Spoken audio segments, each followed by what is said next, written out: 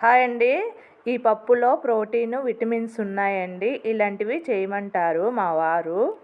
Cooker గిన్నెలో పప్పు కడిగేసి 7, 8 పచ్చిమిర్చి వేయాలండి. ఒక ఉల్లిపాయ మీడియం సైజు కోసేయాలా. తర్వాత టమాటాలు 2 పెద్దవి ముక్కలు వేయాలా. బీరకాయలు 2 ముక్కలు వేయాలన్నమాట. సో చింతపండు కొంచెం అండి.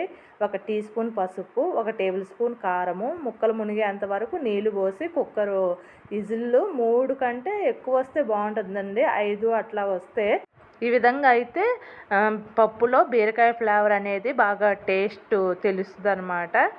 పప్పుని మెదిపేసి 1 టేబుల్ స్పూను కల్లుప్పు వేయాలండి. టేస్ట్ చాలా బాగుంటుంది పప్పులో. వేరే గిన్నెలో నూనె వేసి ఆవాలు టీ స్పూను, జీలకర్ర టీ స్పూను, ఎండుమిరపకాయలు 3 అండి.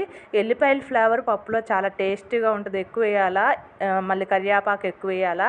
ఈ విధంగా పప్పులో వేసేసి ఎమ్మటే మూత పెట్టాలండి. చాలా టేస్ట్ భలే ఉంటుందండి. ప్లీజ్ సబ్స్క్రైబ్ చేయండి.